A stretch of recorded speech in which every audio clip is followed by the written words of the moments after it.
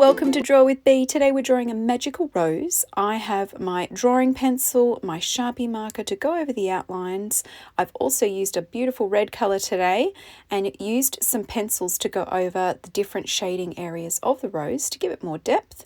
I've also got a wonderful white marker that I have used, which I'll show you in a second, to go over some beautiful reflection and shadow effects. Remember to pause the video if you need some more time and have fun.